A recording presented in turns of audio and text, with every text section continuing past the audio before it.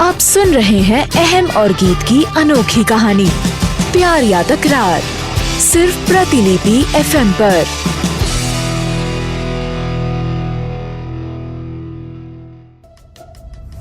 अहम ने ध्रुव को टिफिन भेजने वाले का पता लगाने को कहा था। प्रोटेस्ट साइट से लौटने के बाद ध्रुव अपने एक साथी को ऑफिस गार्ड के पास ले गया और कहा, ये मेरा दोस्त है, स्केच आर्टिस्ट है। कल जिस आदमी ने तुम्हें अहम को टिफिन देने को कहा था, उसका हुलिया इसे बता दो, ठीक है? गार्ड सिर हिलाकर बोला, जी सर, मैं तो बता दूंगा, लेकिन उसने हुडी पहन रखा था, इसीलिए। स्केच आर्टिस्ट बीच में ही टोकता हुआ बोला, तुमने जितना देखा है उतना ही बता दो, हम बना लेंगे, उससे कुछ अंदाजा मिल जाएगा हमें। गार्ड ने सिर हिलाते हुए कहा, ठीक है। दोनों ही ध्रुव के ऑफिस में आए और वहीं गार्ड स्केच आर्टिस्ट को उस आदमी का हुलिया बताने लगा। आर्टिस्ट उसके अनुसार ही उस आदमी का स्केच बनाने लगा। ध्रुव वहीं बैठा स्केच को बनते हुए देखने लगा। कुछ देर बाद अचानक उसका मोबाइल बज उठा। अहम का कॉल आ रहा था। उसने कॉल रिसीव करते ही कहा, हाँ अहम बोलो, डील फाइनल हो गई ना?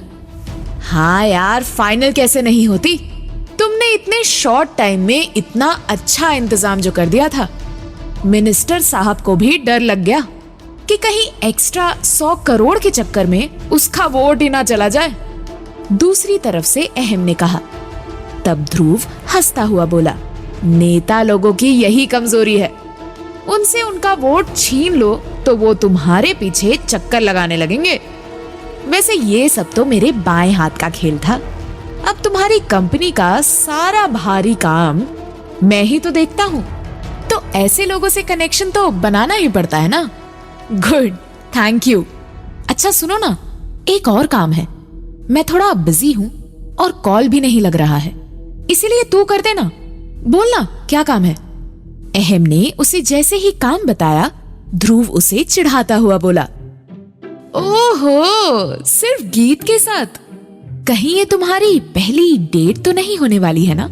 अहम चिढ़ता हुआ बोला, यही रीजन था यार, यही रीजन था कि मैं तुम्हें बताना नहीं चाह रहा था। मैं जानता था तुम फिर से वही सब बातें स्टार्ट कर दोगे। बस नॉर्मल है यार, दोस्त मानता हूं उसे, इसीलिए। ध्रुव ताना मारता हुआ बोला, मैं भी तो तेरा दोस्त हूं, मुझे तो कभी ऐसे नहीं बुलाया तूने, इसका कोई एक्सप्लेनेशन है तेरे पास? अहम चिढ़ता हुआ बोला, अब तूने ना बकवास करनी शुरू कर दी है, ये बता तुझसे काम होगा कि नहीं, नहीं तो फिर मुझे ही आना होगा। ध्रुव हंसता हुआ बोला, डोंट वरी मिस्टर कपूर, ऐसा आज तक हुआ है कि मुझसे कोई काम नहीं हुआ है? ये तो बस 2 मिनट का काम है, तुम्हारा काम हो जाएगा। लेकिन मेरी बात तो सुनो। उसके आगे कुछ कहने से पहले ही कॉल डिस्कनेक्ट हो चुका था। ध्रुव मोबाइल देखता हुआ बोला, ये लड़का भी ना, इसका काम निकलना चाहिए बस, दूसरों की कुछ नहीं सुनता। फिर वो अपने स्केच आर्टिस्ट दोस्त की तरफ मुड़ा और बोला, तुम्हारा स्केच बन गया? उसका दोस्त चिढ़ता हुआ बोला, मैं मैगी नहीं बना रहा हूँ, स्केच बना रहा हूँ, थोड़ा टाइम तो लगेगा ना बॉस। ठीक है ठीक है, स्केच जब बन जाए तो यही ऑफिस में रख देना, मुझे कुछ काम है इसीलिए जा रहा हूं। इतना कहकर वो ऑफिस से निकल गया। दूसरी तरफ गीत योगेंद्र के रूम को पेंट करने में लगी हुई थी। उस रूम को पेंट करते करते शाम हो गई थी। रूम की छत पेंट हो चुकी थी और अब वो सीढ़ी पर चढ़कर दीवार को पेंट कर रही थी। वो उसी जगह को पेंट कर रही थी जहां जहां गंदा किया गया था। उसी समय वहां जूली आ गई और गीत को देखती हुई बोली, बेटा क्या कर रही हो तुम? इतनी ऊंचाई से गिर गई तो? क्यों दिमाग लगा रही हो इस पागल के पीछे? छोड़ दो ना। गीत पेंट करती हुई बोली, मासी, मैंने अहम के मामा जी को ठीक करने की जिम्मेदारी ली है, अब उसे छोड़ तो नहीं सकती ना। वैसे भी इसमें मेरी ही सेल्फिशनेस है। मैंने इस घर में बहुत सारे क्लू ढूंढने की कोशिश की, लेकिन कुछ भी नहीं मिला। अब अकेले यही मामा जी ही हैं। जो मुझे डैड के मौत की असली वजह बता सकते हैं। जूली उसकी बातों से सहमत होती हुई बोली, तुम्हारी बात तो सही है बेटा, लेकिन इतना जोखिम लेना भी ठीक नहीं है ना। देखा ना कल तुमने कैसे इसने तुम पर हमला किया था। तुम्हारे लिए डर लगता है बेटा, और तुम खुद क्यों कर रही हो? किसी पेंटर को बुला लेती। गीत नीचे आई और उनके पास आकर उनका हाथ पकड़ती हुई बोली, मासी, मैं घर में बैठे बोर ही तो हो रही थी, तो सोचा खुद कर देती हूं। और हां, आप बिल्कुल भी मेरी चिंता ना करें, मुझे कुछ नहीं होगा मासी, अहम है ना मेरे साथ। जूली मुंह बनाती हुई बोली, इसीलिए तो विश्वास नहीं है मुझे। इस परिवार की हिस्ट्री ही है धोखा देना। तब गीत समझाती हुई बोली, मामा जी के गलत होने से पूरा परिवार तो गलत नहीं होगा ना मासी। अहम अच्छा है, समझने लगा है मुझे, मेरी बातों की रिस्पेक्ट करने लगा है। पहले जैसे वो नफरत करता था, अब बदलने लगा है। मुझे भी अब भरोसा होने लगा है उस पर। जूली बोली, बेटा, भरोसा करती हो अच्छी बात है, लेकिन आंखें खुली रखकर भरोसा करना, क्योंकि जब भरोसा टूटता है ना, सिर्फ रिलेशन ही नहीं टूटता, आदमी भी टूट जाता है। गीत मुस्कुराती हुई बोली, मैं आपकी चिंता समझ सकती हूँ मासी, आप बेफिक्र रहें। अच्छा, आप बताइए, आपने अपना सारा सामान शिफ्ट कर लिया है ना यहाँ? जूली बोली, हाँ, सारा सामान आ गया है, और साथ में बिट्टू भी आ गया है। वो नीचे रूम में अपना सारा सामान रख रहा होगा। गीत को कुछ याद आते ही बोली, अरे हाँ मासी, बस्ती वाले कैसे हैं? बिल्डर ने वहां बस्ती को ढहना शुरू कर दिया है, और फिलहाल के लिए रोड के किनारे सबके लिए टेम्परेरी घर बना दिया है। सब अभी उसी में रह रहे हैं। लेकिन बेटा, एक डर मुझे भी है और बस्ती वालों को भी। क्या यही कि बिल्डर बाद में अपनी बात से हट तो नहीं जाएगा ना?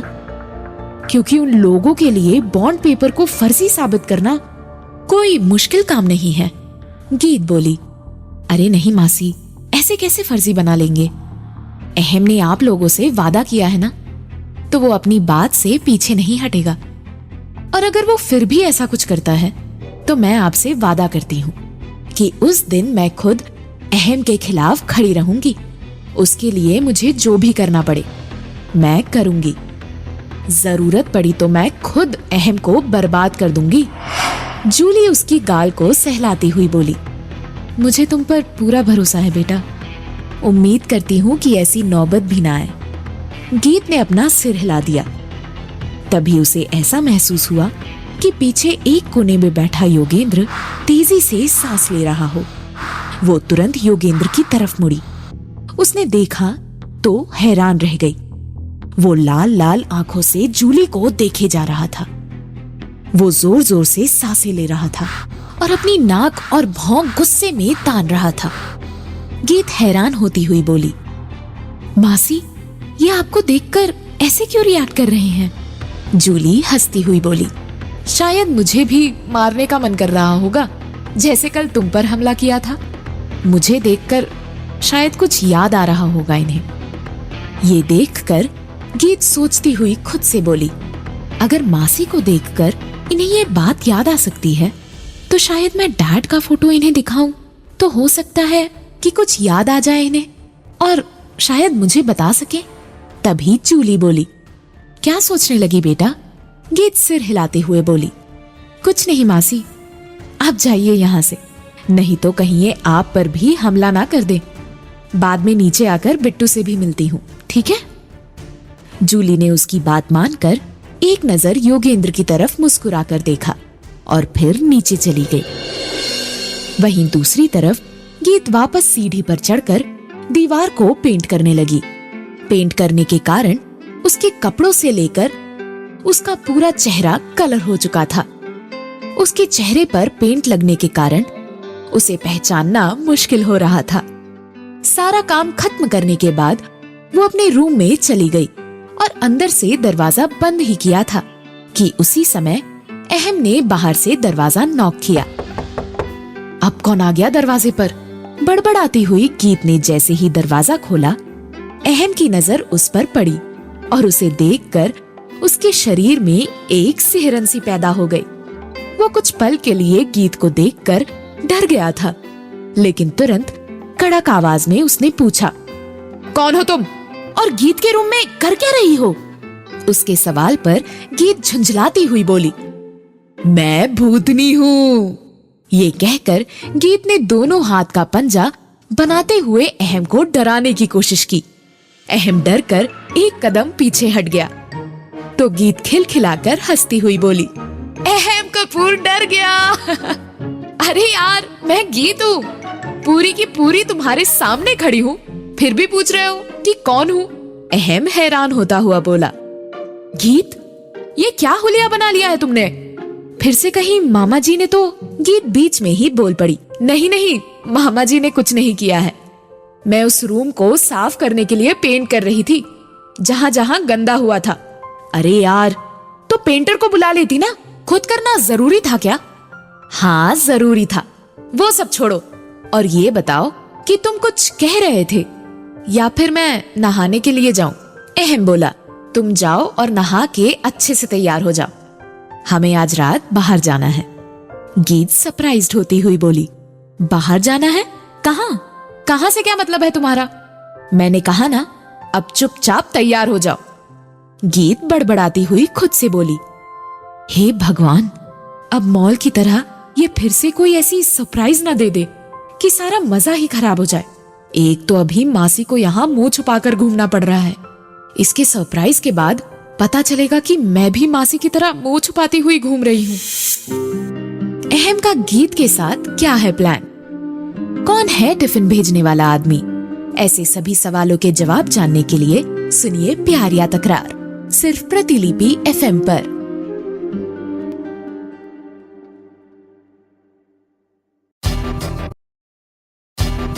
आप सुन रहे हैं अहम और गीत की अनोखी कहानी प्यार या तकरार, सिर्फ प्रतिलिपि FM पर।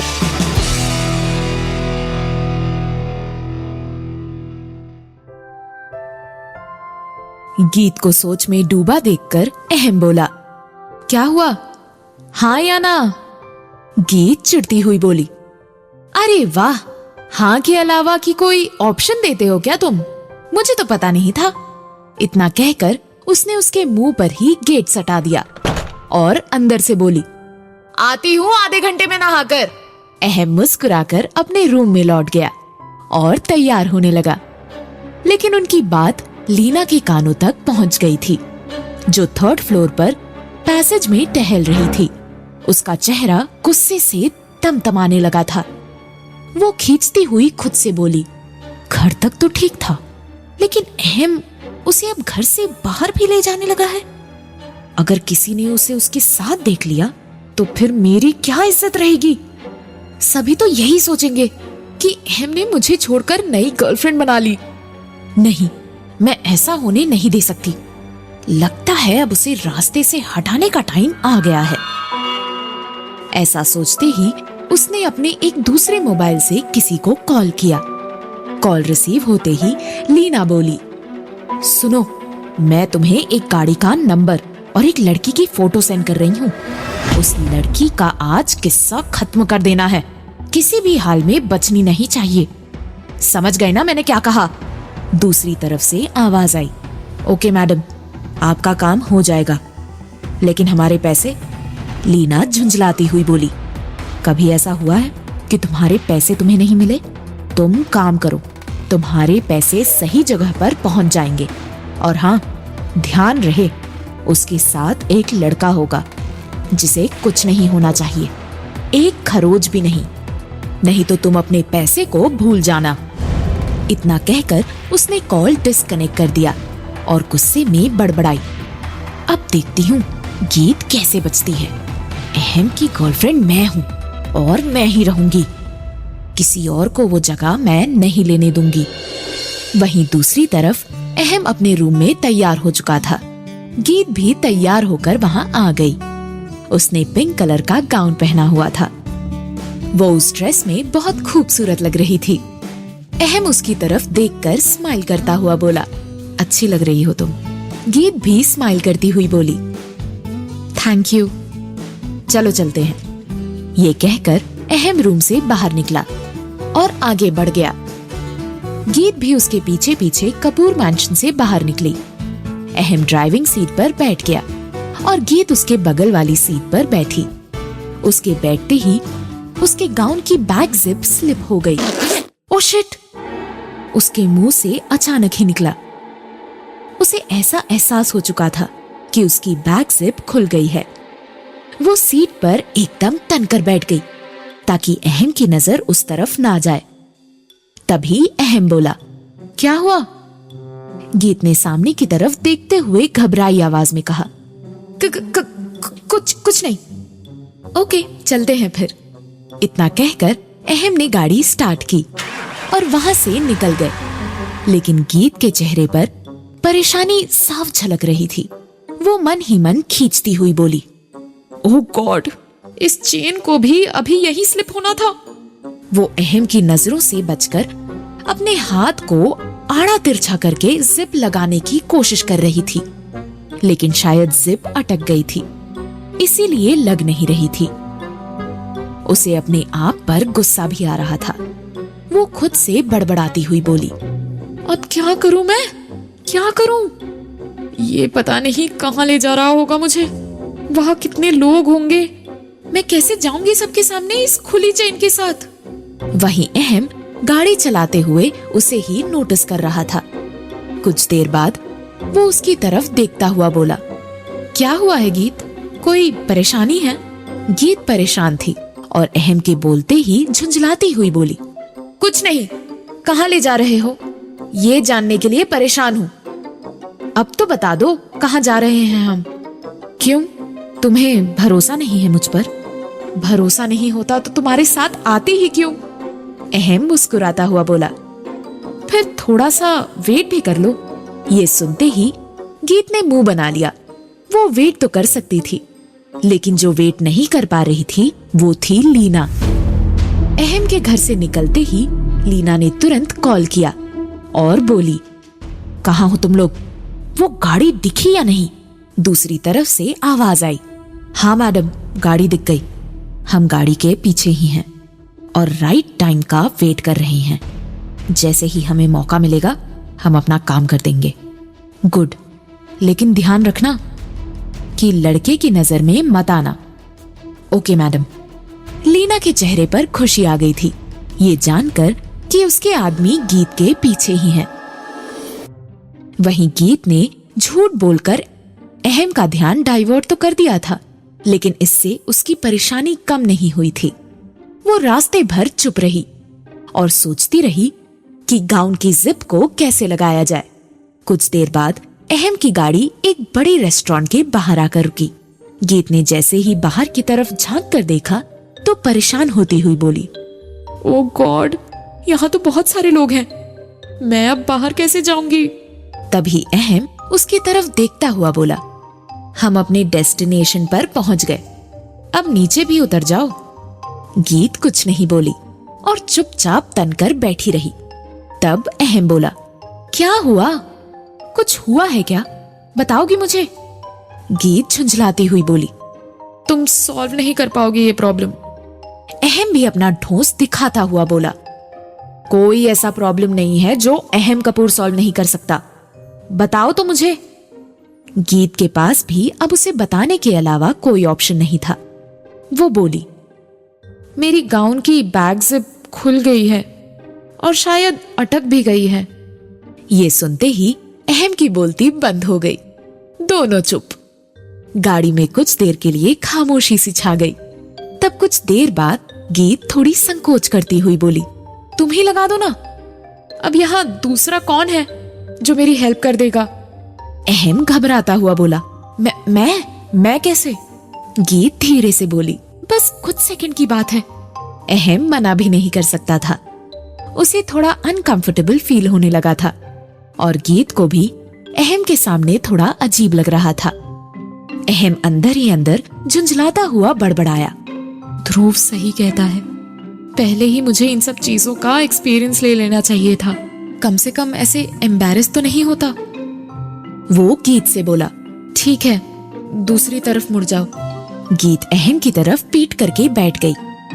अहम ने देखा कि पीछे गीत की लंबी जुल्फें लटक रही थी।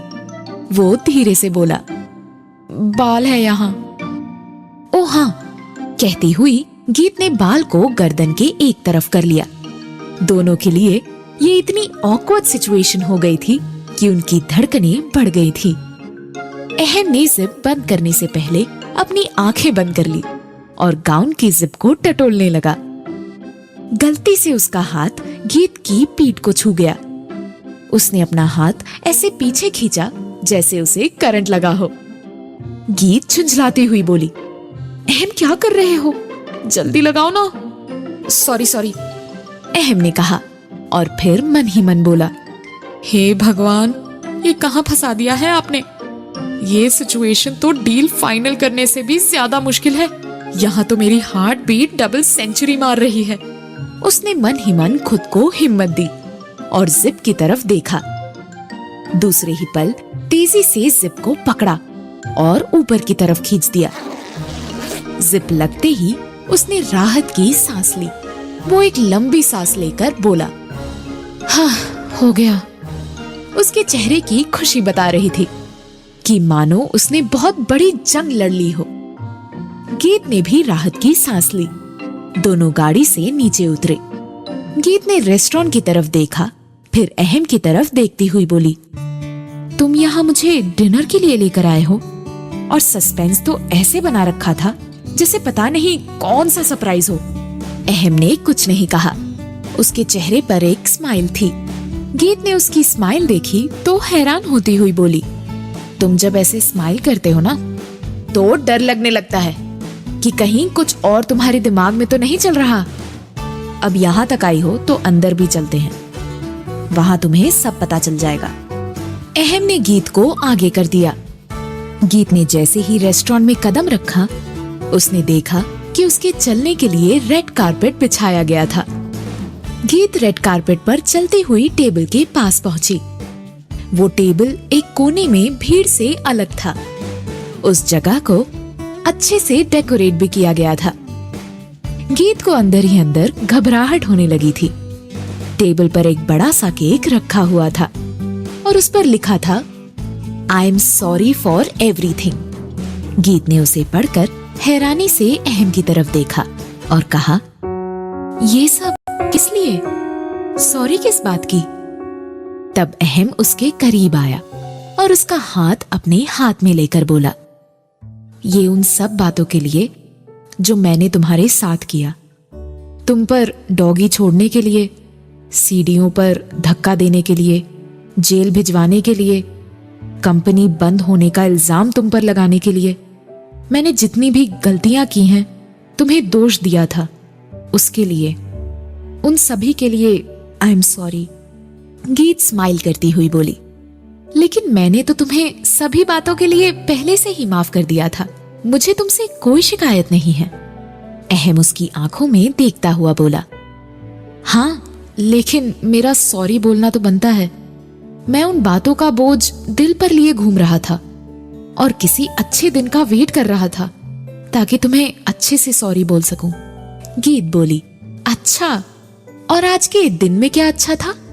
अहम मुस्कुराता हुआ बोला, मेरी कपूर इंडस्ट्रीज ने आज मोबाइल इंडस्ट्रीज में अपना कदम बढ़ा दिया है। एक नई कंपनी की शुरुआत करने जा रहा हूं। इससे ज्यादा खुशी की बात और क्या हो सकती है? गीत सरप्राइज्ड हुई बोली, वाह, मतलब अब अहम कपूर का नाम और भी ऊंचाई पर जाएगा। सच में ये तो बहुत अच्छी न्यूज है। मैं अभी तुम्हारा मुंह मीठा करती हूँ। ध्रुव ने वहां बैंड वालों का इंतजाम भी कर रखा था। उनके बाजों के धुन के बीच में गीत ने केक काटा और अहम को खिलाया। अहम ने भी केक का एक टुकड़ा गीत को खिलाया। दोनों बहुत खुश थे। दोनों वहीं टेबल पर सामने बैठ गए और खाने का ऑर्डर दे दिया। तभी गीत खड़ी होती हुई बोली, मैं वॉशरूम से हाथ धोकर आती हूँ। इतना कहकर वो वॉशरूम की तरफ चली गई। उसने लॉबी में जैसे ही एंटर किया, उसी समय 3-4 और लोगों ने वहां एंटर किया और सबसे पीछे आने वाले आदमी ने वॉशरूम का दरवाजा बंद कर दिया। गीत ने हैरानी से सभी की तरफ देखा और कहा, क्या कर रहे हैं आप लोग? ये लेडीज वॉशरूम है, निकलो यहाँ से। एक आदमी उसकी तरफ बढ़ा। उसके हाथ में चाकू था। वो चाकू दिखाता हुआ बोला, ये चाकू दिख रही है तुम्हें? ये हम तुम्हारे पेट में घुसेड़ने वाले हैं। अब समझ में आया कि हम लोग लेडीज वॉशरूम में क्यों आए हैं? कैसे निकलेगी गीत इस मुसीबत से बाहर? क्या लीना का प्लान कामयाब होगा? ऐसे सभी सवालों के जवाब जानने के लिए सुनिए प्यार या तकरार, सिर्फ प्रतिलिपि FM पर।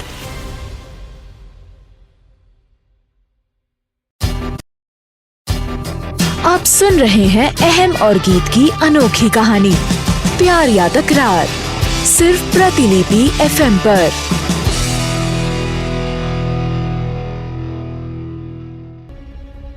गीत ने हैरानी से उन सभी आदमियों की तरफ देखा और बोली, क्या कर रहे हैं आप लोग? ये लेडीज वॉशरूम है, निकलो यहाँ से। तभी एक आदमी उसकी तरफ बढ़ा।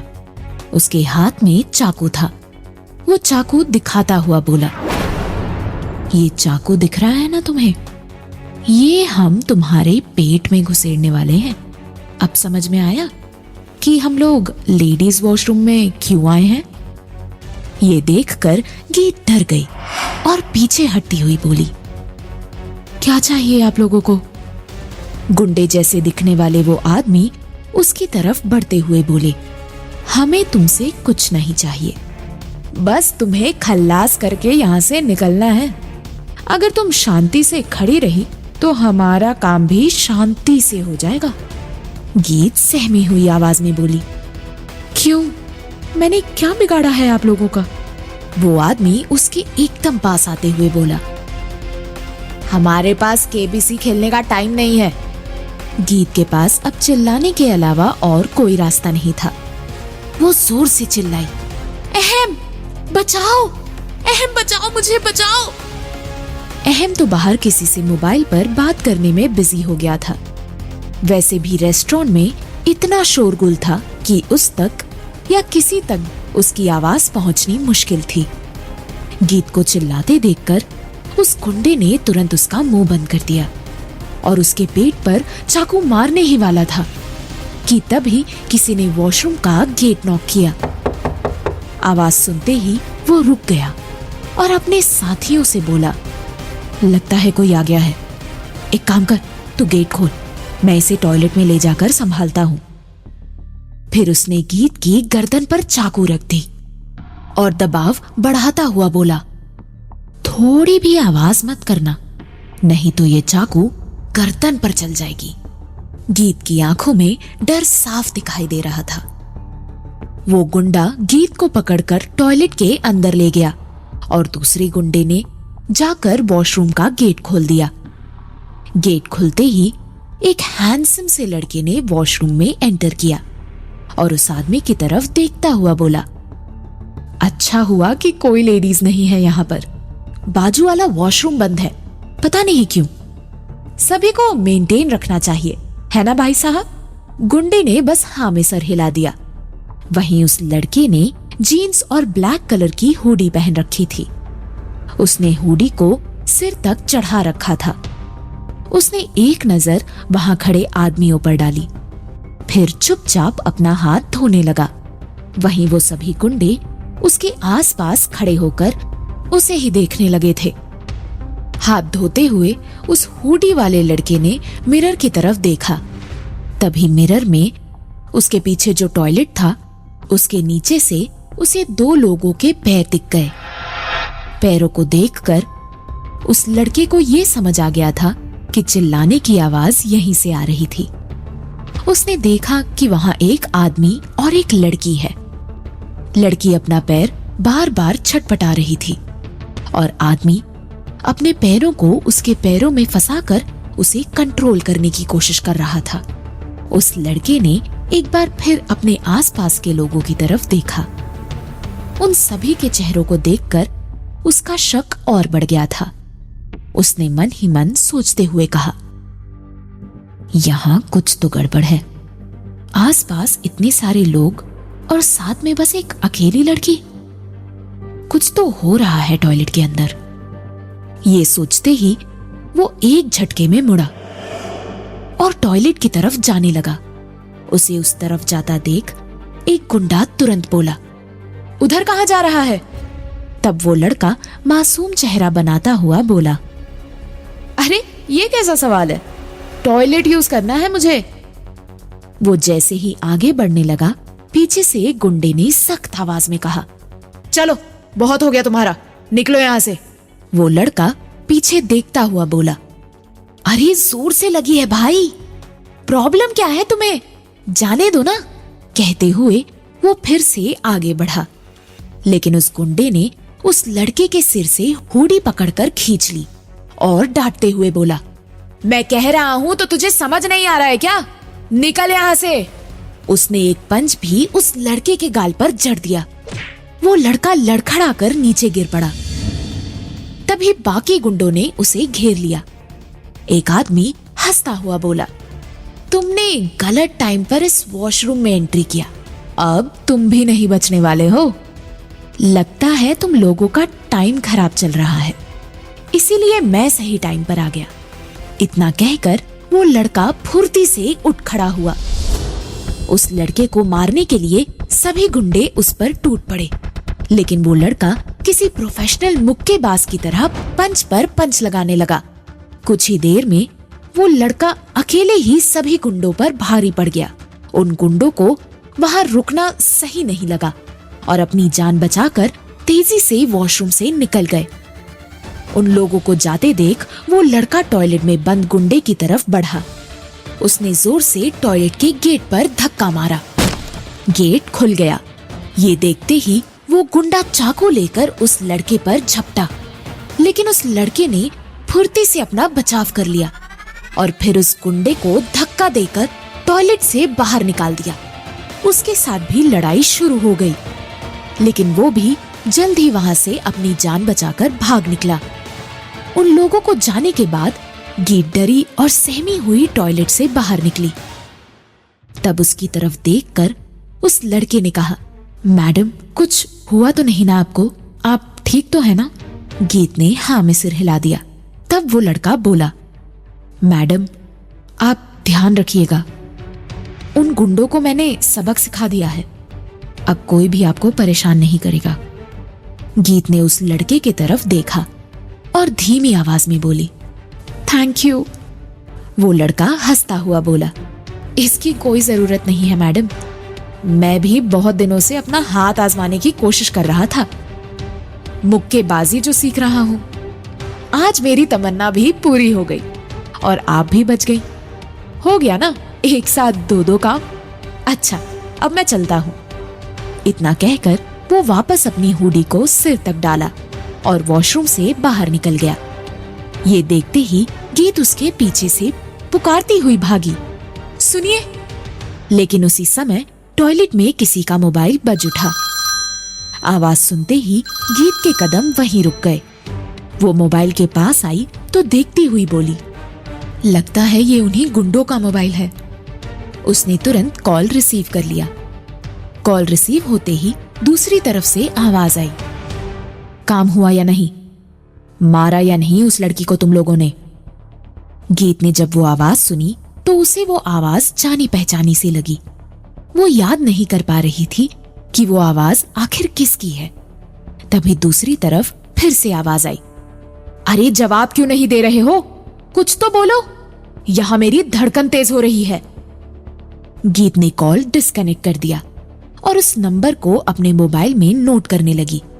तभी एक बार फिर फोन बज उठा। वो टॉयलेट रूम के अंदर कमोड के पास खड़ी थी, इसीलिए फोन वाइब्रेट करते ही गीत के हाथ से छूटकर वो कमोड के अंदर गिर गया। ओह शिट, ये तो कमोड में गिर गया। फिर नोट किए हुए मोबाइल नंबर की तरफ देखती हुई बोली, थैंक गॉड मैंने ये मोबाइल नंबर पूरा नोट कर लिया। अब इसे अहम को दिखाऊंगी तो शायद वो कोई एक्शन ले। लेकिन फिर अचानक ही उसे एक ख्याल आया और मन ही मन बोली, नहीं अभी अहम को ये सब बताना ठीक नहीं होगा। खुशी का माहौल है, और अगर मैंने ये सब बता दिया यहाँ तो वो टेंशन में आ जाएगा। घर पहुंचने पर ही बताऊंगी। उसने टॉयलेट को फ्लश किया और वॉशरूम से निकलने ही वाली थी कि तभी अहम वहां आ पहुंचा। वो गीत को देखते ही बोला, गीत, मैं बाहर कब से तुम्हारा वेट कर रहा हूं। इतना टाइम लगता है क्या हाथ धोने में? गीत अपने बिखरे बालों को संवारती हुई बोली, सॉरी, थोड़ा चक्कर सा आ गया था। गीत ने अनजाने में कुछ बहाना तो बना दिया, लेकिन उसने अहम को और टेंशन दे दिया। वो बेचैन होता हुआ बोला, चक्कर आ गया था? कहीं गिरे तो नहीं ना तुम? चोट? गीत उसकी बात काटती हुई बोली, नो, आई एम फाइन अहम। लेकिन गीत के चेहरे पर आई पसीने की बूंदों को अहम साफ देख पा रहा था। वो तुरंत बोला, नहीं, तुम ठीक तो बिल्कुल भी नहीं लग रही हो।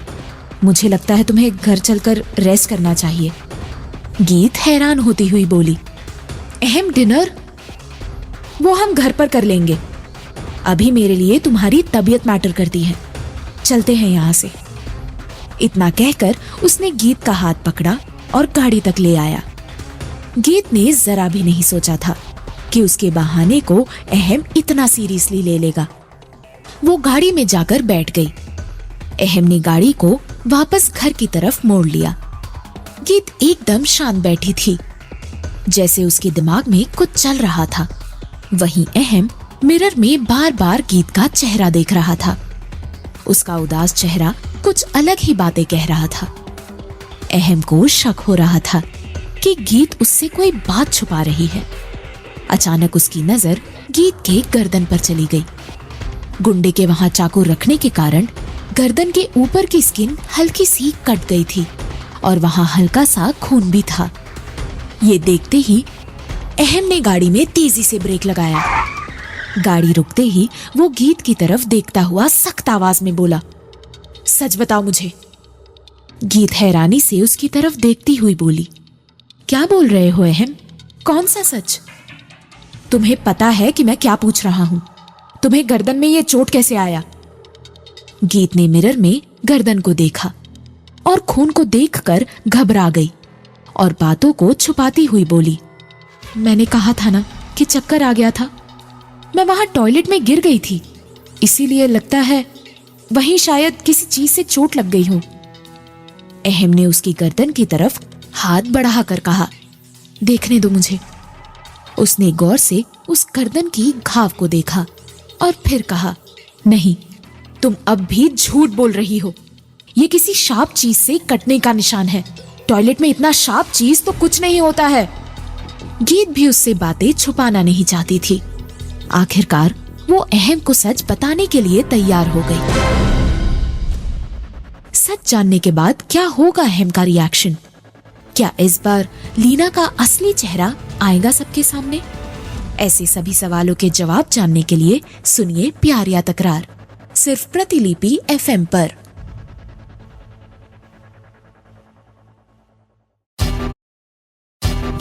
आप सुन रहे हैं अहम और गीत की अनोखी कहानी प्यार या तकरार, सिर्फ प्रतिलिपि FM पर।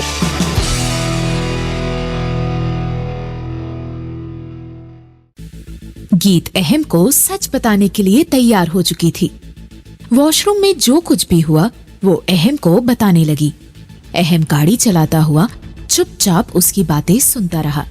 सारी बातें सुनने के बाद अहम बोला, मोबाइल नंबर दो मुझे। गीत ने मोबाइल नंबर उसे दे दिया। उसके बाद वो अहम के रिएक्शन का वेट करने लगी, लेकिन अहम ने आगे कुछ भी नहीं कहा। ये देखकर वो हैरान होती हुई मन ही मन बोली, अभी तो बहुत कंसर्न दिखा रहा था, अचानक शांत क्यों हो गया? कहीं इसके दिमाग में कोई प्लान तो नहीं चल रहा ना? कुछ देर तक जब ऐसे ही अहम चुप रहा, तब गीत बोली, कुछ बोलोगे नहीं? अहम फिर भी चुप रहा। कुछ देर बाद गाड़ी कपूर मैंशन के बाहर आकर रुकी।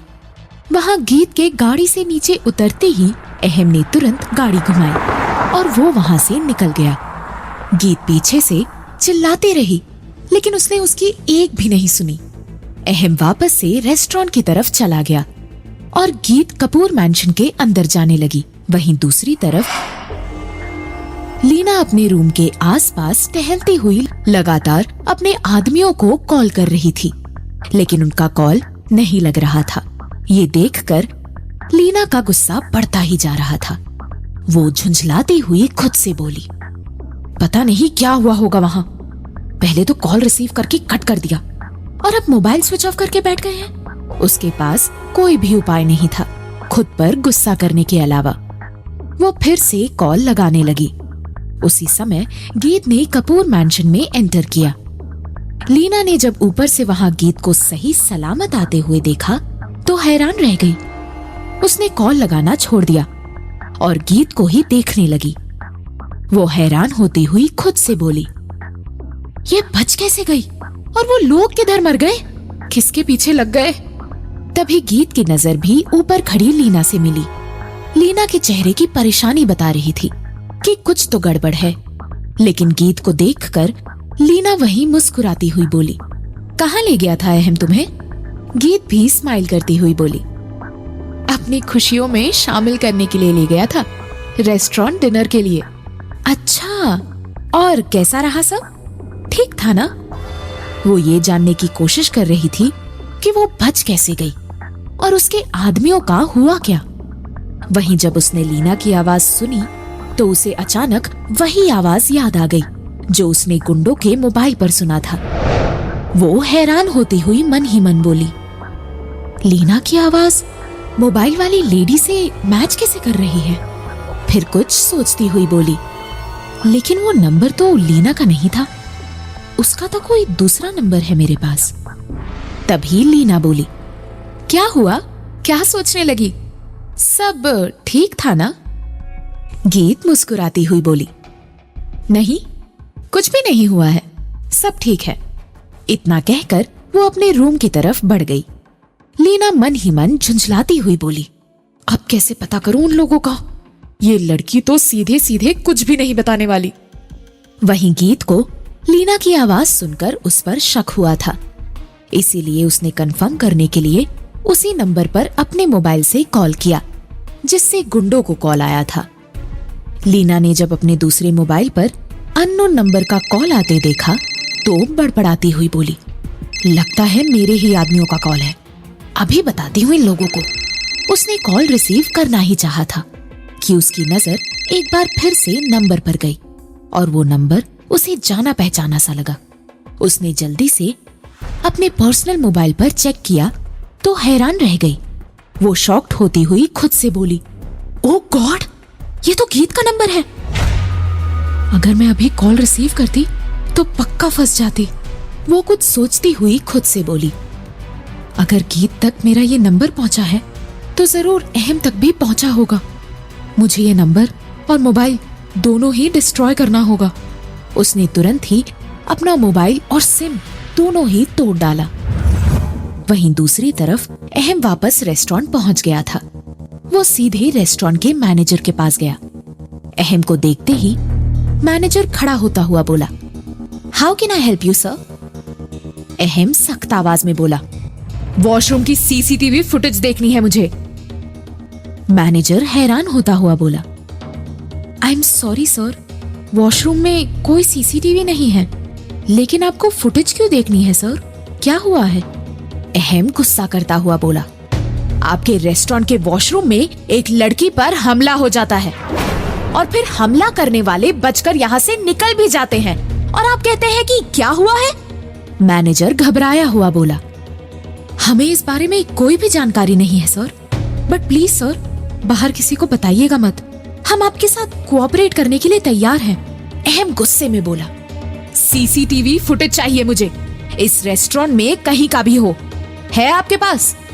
मैनेजर बोला, वॉशरूम के अंदर तो नहीं है, लेकिन उसके बाहर की लॉबी की सीसीटीवी फुटेज होगी, वहां एक कैमरा लगा हुआ है, उससे हम पता कर सकते हैं कि उस समय कौन कौन अंदर था या बाहर से गया था।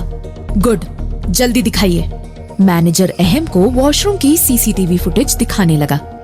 उसने गीत के अंदर जाने वाले फुटेज से देखना शुरू किया। गीत के पीछे 3-4 आदमी जाते हुए दिखे। उन्हें देखते ही अहम मैनेजर से बोला, ये सभी लेडीज वॉशरूम क्यों जा रहे थे? मैनेजर बोला, सॉरी सर, जेंट्स वॉशरूम में नल खराब हो गया है और रात को प्लम्बर भी आने के लिए नहीं मान रहा था, इसीलिए सभी लेडीज वॉशरूम को यूज कर रहे थे। अहम गुस्से में उसे घूरता हुआ बोला, शेम ऑन यू, आपको तो मैं बाद में देख लूंगा। तभी अहम ने देखा कि कुछ समय बाद एक लड़के ने वॉशरूम में एंटर किया। उसने हुडी पहन रखी थी, इसीलिए उसका चेहरा दिख नहीं रहा था। ये लड़का कौन है? अहम ने पूछा। मैनेजर बोला, नहीं पता सर, शायद कस्टमर ही होगा। कुछ समय बाद अहम ने देखा कि अंदर से 2-3 लोग निकलकर तेजी से भागे। उन सभी के फेस पर थोड़ा बहुत खून लगा हुआ था। अहम तुरंत बोला, पॉज करो, यही वो लोग हैं जिसके बारे में गीत बात कर रही थी। इन्हीं लोगों ने गीत पर हमला किया होगा। उसने मोबाइल में उन लोगों की फोटो खींच ली और बोला, अब तो मैं इन लोगों को ढूंढ कर रहूंगा। वो फोटो को देखता हुआ रेस्टोरेंट से बाहर निकल गया। काफी रात हो चुकी थी। वो वापस कपूर मैंशन लौट आया, लेकिन उसे नींद नहीं आ रही थी। उसे खुद पर भी गुस्सा आ रहा था कि उसके रहते गीत पर किसी ने हमला कैसे कर दिया। वो अभी तक ये बात समझ नहीं पा रहा था कि कोई भी गीत को आखिर क्यों टारगेट करेगा। उसका ध्यान 1-2 बार लीना की तरफ भी गया, लेकिन उसे बिलीव नहीं हो रहा था कि लीना गीत को मारने की कोशिश कर सकती है। वो खुद पर खींचता हुआ बोला, मेरे साथ हो क्या रहा है? किसी चीज का पता नहीं चल रहा है, लेकिन एक के बाद एक इंसिडेंट होते जा रहे हैं। पहले मोबाइल बिजनेस की इंफॉर्मेशन लीक हुई, किसने किया पता नहीं। फिर कंपनी बंद हुई, किसकी साजिश थी पता नहीं। ब्लैकमेल वीडियो लीक, उसका भी कोई पता नहीं कि आखिर किसने किया। गाड़ी का ब्रेक फेल हुआ, किसी अनजान महिला को हमारे बारे में पता चला। कोई अनजान आदमी टिफिन भेज रहा है। इन सब के बारे में कुछ नहीं पता, और आज गीत को जान से मारने की कोशिश। इन सब चीजों को याद करता हुआ वो बोला, मैंने इन सब का पता लगाने के लिए ध्रुव को ही कहा था, अभी पूछता हूँ उससे। उसने उसी समय ध्रुव को कॉल लगा दिया। रात के करीब 2 बज रहे थे। मोबाइल रिंग होते ही ध्रुव की नींद टूट गई। उसने अनमने ढंग से देखा, अहम का नाम फ्लैश हो रहा था। उसने कॉल रिसीव किया और अलसाई आवाज में बोला, यार, तुम्हें रात को नींद नहीं आती है तो क्या मुझे भी नहीं आएगी? अहम डांटता हुआ बोला, मेरी बात सुनो, तुम्हें कुछ काम दिया था मैंने, कुछ पता चला उसका? ध्रुव बोला, प्लीज यार, क्यों मेरी नींद खराब कर रहा है? कल बात करते हैं ना आराम से। इतना कहकर उसने मोबाइल एक तरफ रख दिया। अहम गुस्से में बोला, ध्रुव, मेरी बात सुनो, ध्रुव, ध्रुव।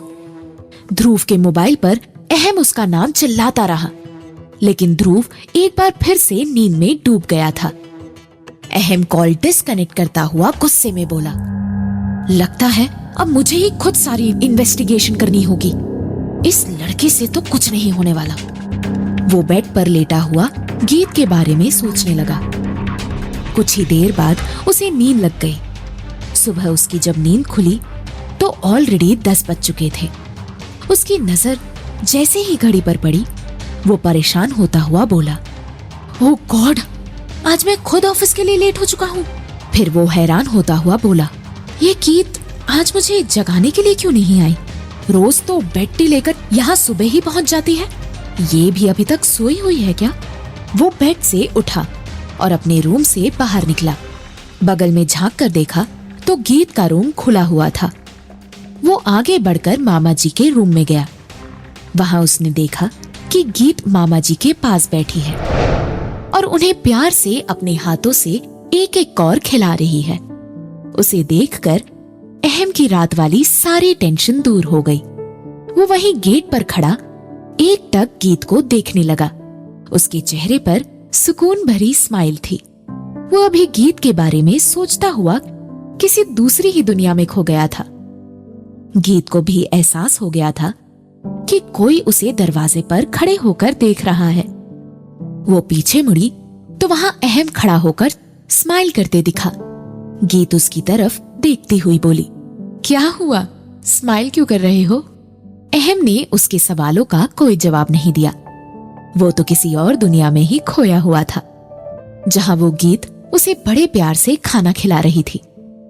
जब अहम ने गीत का कोई जवाब नहीं दिया, तो गीत उठकर उसके करीब आई और उसके आंखों के सामने हाथ हिलाती हुई बोली, कहाँ खो गए हैं जनाब? अचानक अहम रियलिटी में वापस आया और हड़बड़ाता हुआ बोला, क्या हुआ? कुछ हुआ क्या? गीत मुस्कुराती हुई बोली, कुछ हुआ नहीं है। तुम क्या सोच रहे थे? कुछ नहीं। इतना कहकर अहम वहां से जाने लगा। तभी गीत पीछे से बोली, कल रात कहाँ चले गए थे? वापस रेस्टोरेंट चले गए थे ना? अहम ने उसका कोई जवाब नहीं दिया। वो वापस अपने रूम में आ गया। उसने देखा कि उसके मोबाइल पर कोई नोटिफिकेशन आया है। मिस्टर कपूर, कल रात जो आपने 3 लोगों की फोटो भेजी थी, उनका एड्रेस मैं सेंड कर रहा हूँ। अहम ने एड्रेस देखा और गुस्से में बड़बड़ाया, अब ये मेरे हाथ से नहीं बचने वाले हैं। गीत पर हमला करने वाले हाथ अगर मैंने नहीं तोड़े तो मेरा नाम भी अहम कपूर नहीं। क्या अहम लीना के आदमियों तक पहुंच पाएगा? कौन है वो हुडी वाला लड़का? ऐसे सभी सवालों के जवाब जानने के लिए सुनिए प्यार या तकरार, सिर्फ प्रतिलिपि FM पर।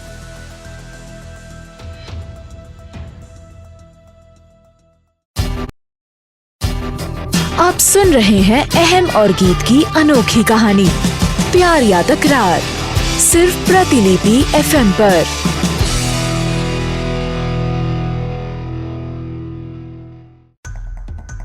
अहम ने नोटिफिकेशन में एड्रेस देखते ही गुस्सा होते हुए कहा, अब ये लोग मेरे हाथों से नहीं बचने वाले। गीत पर हमला करने वाले हाथ अगर मैंने नहीं तोड़े तो मेरा नाम भी अहम कपूर नहीं। वो घर से सीधे उसी एड्रेस के लिए निकल गया। वो जगह शहर के बाहर और जंगल के एकदम पास थी। वहां ट्रेन का पुराना यार्ड था जो अब फंक्शनल नहीं था। पटरियों पर टूटे फूटे ट्रेन के डब्बे लावारिस की तरह वर्षों से पड़े हुए थे। अहम ने यार्ड से 100 मीटर पहले ही अपनी गाड़ी रोक दी और पैदल ही यार्ड की तरफ जाने लगा। आसपास काफी सन्नाटा था। अहम सावधानी से आगे बढ़ रहा था। उसने अपनी सेफ्टी के लिए साथ में लाइसेंस वाली पिस्तौल भी रख ली थी। यार्ड के पास पहुंचने के बाद अहम को समझ नहीं आ रहा था कि वो किधर जाए। यार्ड काफी बड़ा था और वहां एक भी आदमी नहीं दिख रहा था। वो परेशान होता हुआ खुद से बोला, उसने तो यहीं का लोकेशन भेजा था मुझे, लेकिन यहाँ तो कोई भी नहीं दिख रहा। अब कहाँ जाऊं मैं? वो वहां एक क्लीनिंग यार्ड से दूसरे क्लीनिंग यार्ड में उन लोगों को ढूंढता हुआ परेशान हो गया था। वहां घूमते हुए उसे आधे घंटे से ज्यादा बीत गए, लेकिन कोई भी नजर नहीं आया। थक हार कर वो एक जगह पटरी पर बैठ गया और बड़बड़ाता हुआ बोला, लगता है ये एड्रेस ही गलत है। उसने तुरंत एक नंबर पर कॉल किया और कहा, यार कहाँ से मिला तुम्हें ये एड्रेस? इससे अच्छा तो मैं डायरेक्ट कमिश्नर से ही पूछ लेता। दूसरी तरफ से आवाज आई, कमिश्नर तुम्हें तुरंत उन लोगों का एग्जैक्ट लोकेशन नहीं बता पाता। मैंने जो बताया है वो लोकेशन सही है और मेरे सोर्स ने कंफर्म किया है। अहम झुंझलाता हुआ बोला, क्या सही है? आधे घंटे से बोलते हुए वो अचानक रुका। उसकी नजर वहां से करीब 200 मीटर दूर रेल के एक डब्बे पर पड़ी, जहां से धुआं उठ रहा था। वो बड़बड़ाता हुआ बोला, लगता है वो लोग मिल गए।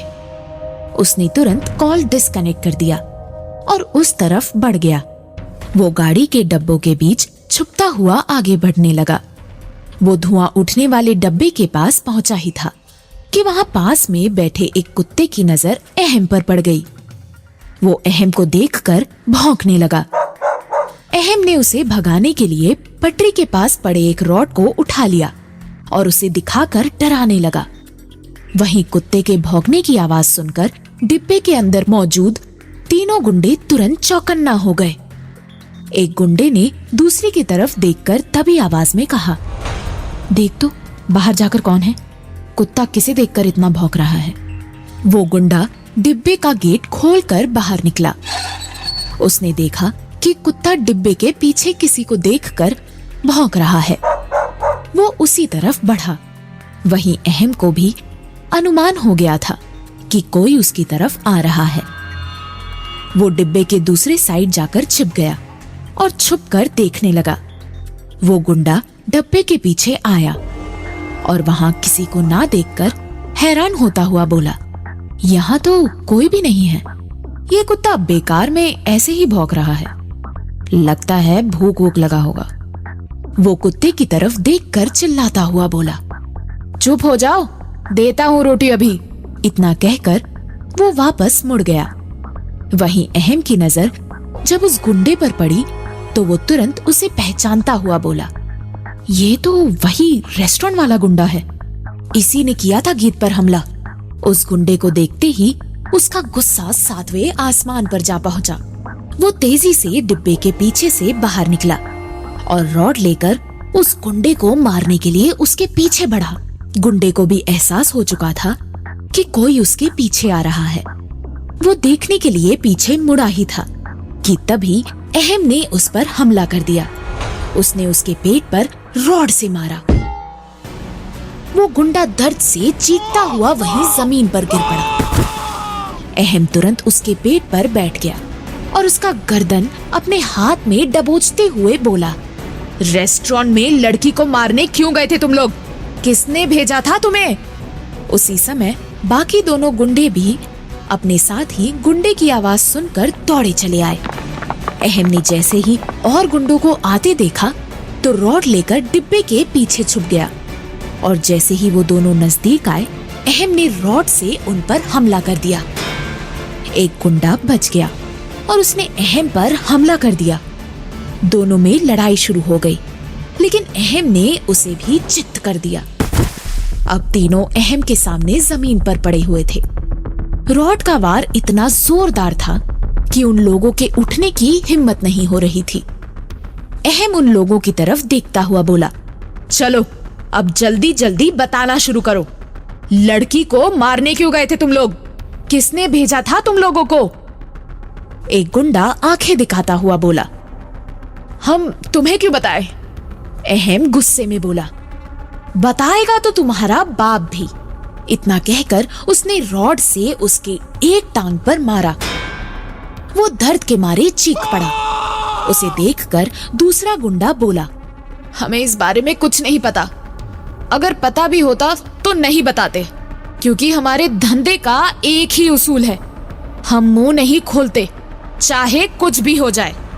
ये सुनकर अहम को गुस्सा आ गया। वो गुस्से में बोला, बेटा तू मुंह भी खोलेगा और अपना उसूल भी तोड़ेगा। अभी तुम्हारा पंगा अहम कपूर से पड़ा कहाँ है? वो गुस्से में एक एक करके तीनों के टांग पर जोर जोर से मारने लगा। दर्द के मारे तीनों की चीख निकल पड़ी। आखिरकार एक गुंडा अहम के मार से बुरी तरह टूट गया और बोला, मैं बताने के लिए तैयार हूं। वहीं दूसरी तरफ गीत योगेंद्र को खाना खिलाने के बाद नीचे के फ्लोर पर गई, जहां दादू का कमरा था और जूली का भी। वो जूली के कमरे में गई। बिट्टू और जूली दोनों ही साथ बैठे टीवी देख रहे थे। गीत को देखते ही बिट्टू सोफे पर एक तरफ हटते हुए बोला, आइए गीत दीदी, आप भी मेरे साथ टीवी देखिए। गीत उसके पास बैठती हुई बोली, दिन रात टीवी देखता रहता है या पढ़ाई भी करता है? बिट्टू टीवी पर नजरें गड़ाए हुए बोला, पढ़ता हूँ ना दीदी, रात को पढ़ता हूँ। तब गीत जूली से बोली, मासी अब आप इसे स्कूल क्यों नहीं भेजती? अब तो इसे यहाँ रहकर कचरा बिनने की जरूरत भी नहीं है। यहाँ दिन भर बैठे बैठे टीवी देखता रहेगा बस। स्कूल में कुछ सीखेगा भी। जूली बोली, कौन से स्कूल भेजूं बेटा? बस्ती वाले स्कूल में जाने से तो कोई फायदा नहीं है। वहाँ अच्छा चीज सीखेगा कम, ऊपर से मारपीट करके आ जाएगा। और फिर कोई प्राइवेट स्कूल में भेजने के लिए हमारे पास इतने पैसे भी तो नहीं हैं। गीत सोचती हुई बोली, बात तो आपकी सही है मासी। तभी जूली बोली, अच्छा गीत बेटा सुनो ना, तुम अहम से क्यों नहीं बात करती? अगर वो चाहेगा तो बिट्टू को अच्छे स्कूल में एडमिशन मिल जाएगा। मासी, मैं कैसे कहूँ उससे? मैं थोड़ी ना उसकी फैमिली से हूँ। मेरा कोई अधिकार भी नहीं है उस पर कि कुछ कह सकूं। सॉरी मासी, मुझसे ये काम नहीं होगा, जूली रिक्वेस्ट करती हुई बोली। बेटा, तुम्हारे भाई का सवाल है। अच्छे स्कूल में पढ़ेगा तो कुछ कर लेगा। तुम एक बार अहम से बात करके तो देखो, वो तुम्हारी बात नहीं टालेगा। प्लीज, गीत सोचती हुई बोली। ठीक है मासी, शाम को जब वो आएगा तो मैं बात करके देखती हूँ। लेकिन आप एक बात बताइए मुझे कि अहम से और उसकी फैमिली से दूर रहो, और अब आप उससे ही हेल्प मांगने को कह रही हैं। जूली बोली, हाँ, मुझे लगता था कि जैसा योगेंद्र ने तुम्हारे पिता के साथ किया है वैसे ही उसके घर के लोग भी होंगे, लेकिन यहाँ आने के बाद ऐसा लगा कि अहम वैसा नहीं है, और ना ही जतिन सर कभी ऐसे थे। दादू तो पहले से ही अच्छे थे। गीत बोली, अब सच्चाई क्या है ये तो मामा जी के ठीक होने पर ही पता चलेगा। तब जूली अपनी आशंका जाहिर करती हुई बोली, अगर योगेंद्र ठीक नहीं हुआ तो तुम क्या करोगी? फिर कैसे पता करोगी कि सच क्या था? गीत गंभीर होती हुई बोली, मामा जी को तो ठीक होना ही होगा मासी। मैंने डैड से वादा किया है कि उनकी हत्या की साजिश से पर्दा उठा कर रहूंगी। मैं तो इन्हें ठीक करके रहूंगी। 1.5 महीने से ज्यादा आ गए हैं उनको यहाँ आए हुए। बहुत इम्प्रूवमेंट हुई है।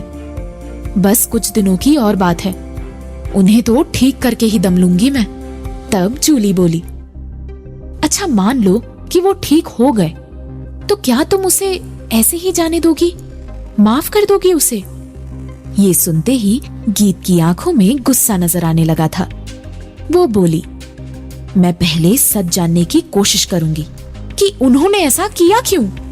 उसके बाद वो मेरा वो रूप देखेंगे जो पहले कभी किसी ने नहीं देखा होगा। जूली चुप हो गई।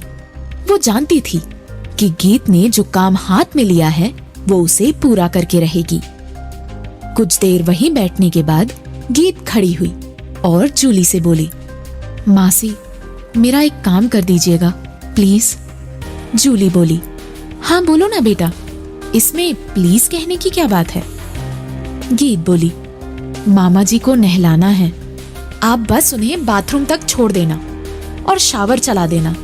तब तक मैं दादू को खाना और दवाई खिलाकर आती हूँ। जूली सिर हिलाती हुई बोली, ठीक है, तू दादू को देख, मैं वहां सब संभाल लूंगी। इतना कहकर वो योगेंद्र के फ्लोर की तरफ बढ़ी। वहीं गीत दादू के कमरे में चली गई। वो दादू को खाना और दवाई खिला रही थी कि उसी समय उसके कानों में जूली के चिल्लाने की आवाज सुनाई पड़ी। आवाज सुनते ही गीत घबराती हुई बोली, ये तो मासी की आवाज लग रही है। फिर से मामा जी ने कुछ कर तो नहीं दिया ना? क्या है योगेंद्र का सच? क्या अहम को गुंडों से लीना की सच्चाई पता चल जाएगी? ऐसे सभी सवालों के जवाब जानने के लिए सुनिए प्यार या तकरार, सिर्फ प्रतिलिपि FM पर।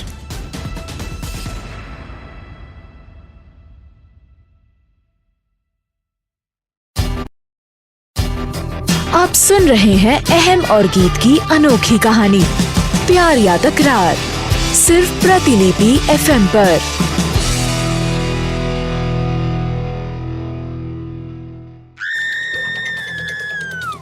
जूली की आवाज सुनते ही गीत घबराती हुई बोली, ये तो मासी की आवाज लग रही है। फिर से मामा जी ने कुछ कर तो नहीं दिया? इतना कहकर गीत तुरंत सेकंड फ्लोर पर पहुंची। वहां जाते ही गीत ने देखा कि जूली बाथरूम के बाहर फर्श पर गिरी हुई थी और उनके ऊपर ढेर सारा कचरा पड़ा हुआ था। योगेंद्र उनके सामने खड़ा था और उसके हाथ में डस्टबिन था। गीत भागती हुई आई और जूली को पकड़कर उठाया।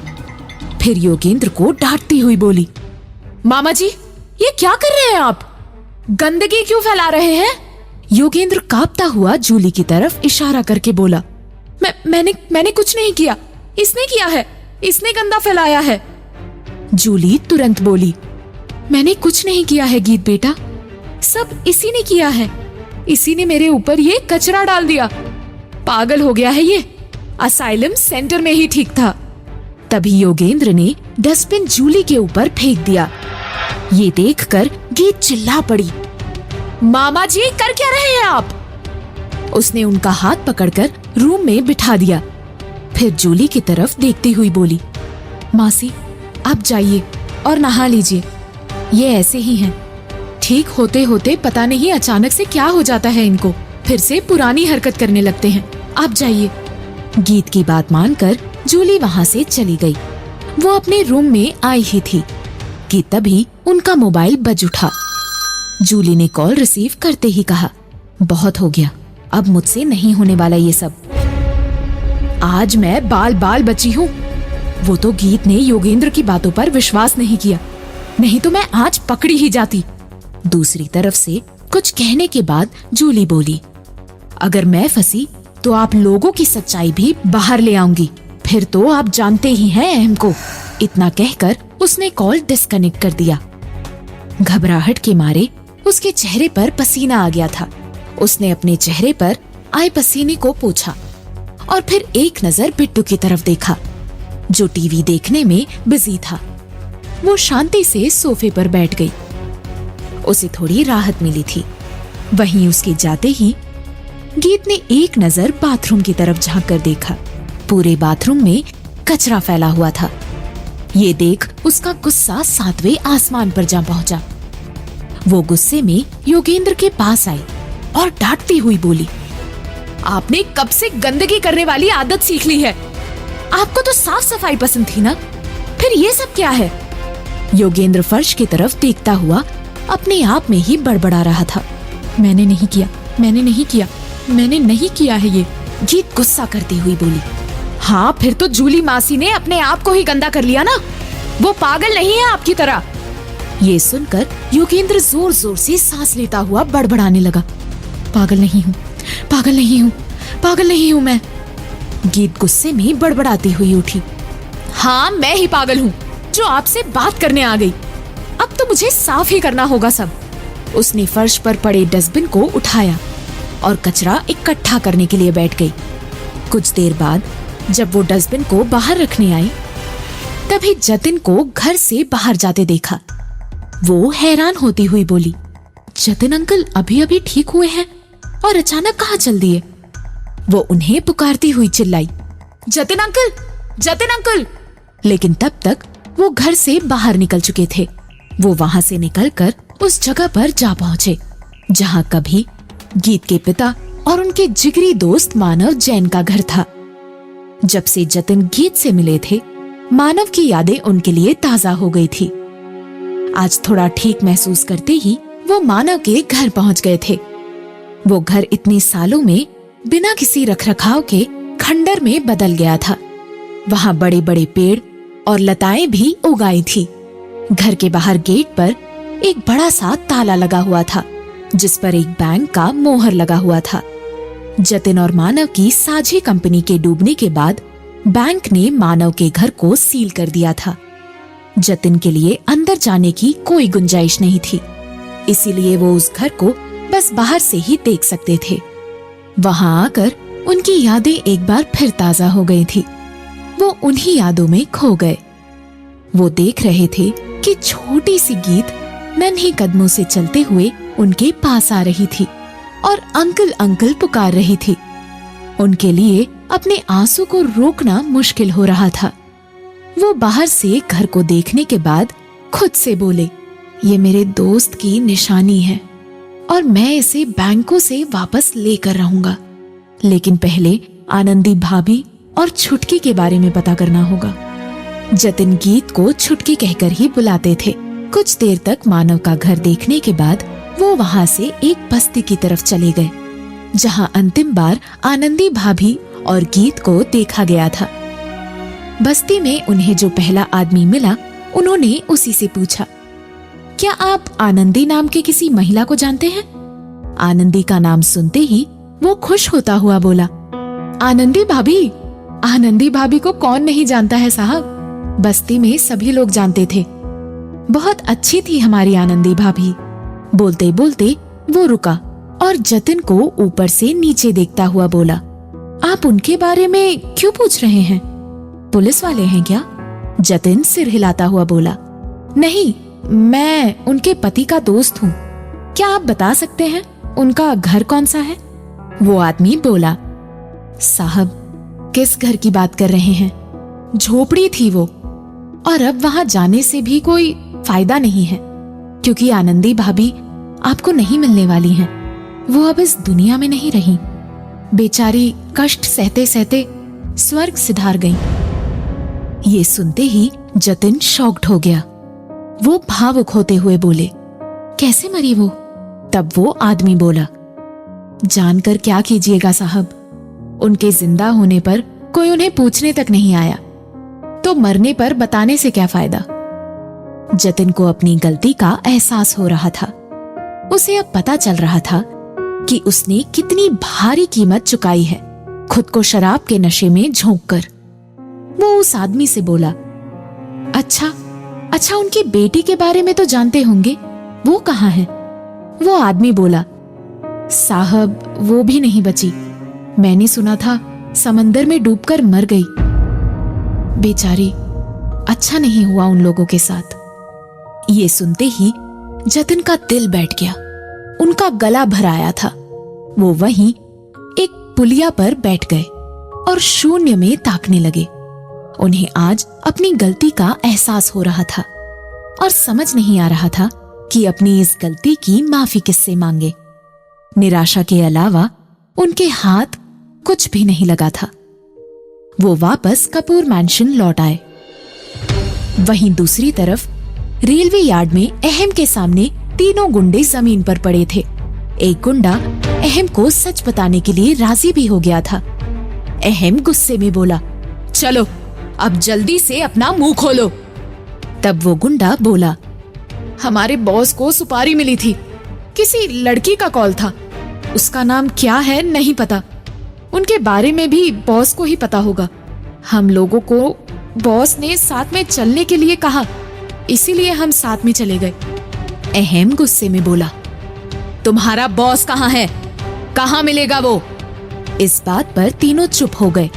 अहम ने फिर से एक रॉड एक गुंडे के पैर पर मारा और बोला, कहाँ है वो? गुंडा दर्द से करहाता हुआ बोला, हमें नहीं पता, बॉस रात से नहीं आए हैं और ना ही उनका कॉल आया है, हम लोग तो उन्हीं का वेट कर रहे हैं। अहम बोला, कोई बात नहीं, हम उनका पता कर लेंगे। इसी ट्रेन के डब्बे में तुम लोग रहते हो ना? इतना कहकर वो डब्बे के अंदर चला गया। वहां का दृश्य देखकर वो हैरान रह गया। उस डब्बे को उन लोगों ने घर की तरह सजा रखा था। एक तरफ किचन बनाया हुआ था तो दूसरी तरफ सोने की जगह थी। टीवी, फ्रिज, कूलर, सबकी व्यवस्था थी वहां। वो डब्बे में थोड़ा और आगे बढ़ा तो उसकी नजर वहां रखी 2-3 पेटियों पर पड़ी। उसने पेटी के अंदर देखने के लिए जैसे ही उसे खोला तो देखा कि वो पेटी फेयरनेस क्रीम से भरी हुई है। उसने क्रीम को देखते ही हैरान होते हुए कहा, ये सारे क्रीम तो रंजीत सेठी के कंपनी के हैं। इतनी सारे फेयरनेस क्रीम यहाँ पेटी में क्या कर रहे हैं? उसने जल्दी जल्दी से दूसरी और तीसरी पेटी को खोला तो वो सारे भी फेयरनेस क्रीम से भरे हुए थे। वो हैरानी से बोला, पेटियों में फेयरनेस क्रीम? इतने सारे क्रीम का ये लोग करते क्या हैं? कहीं क्रीम की क्वालिटी कॉम्प्रोमाइज तो नहीं कर रहे ये लोग? ये सोचते ही उसने क्रीम का एक पैक लिया और क्रीम को निकालने के लिए जैसे ही डब्बे को दबाया, अंदर से आटे की तरह दिखने वाला पदार्थ बाहर निकला। अहम हैरानी पूर्वक बोला, ये तो क्रीम भी नहीं है। उसने तुरंत उस पदार्थ को सूंघा तो उसकी आंखें फटी की फटी रह गई। वो हैरान होता हुआ बड़बड़ाया, ये तो ड्रग्स है। इसका मतलब इस सुनसान पड़ी यार्ड में ड्रग्स का धंधा भी चल रहा है। लेकिन रंजीत सेठी के फेयरनेस क्रीम वाले डब्बे में ड्रग्स, वो भी इतने सारे डब्बे।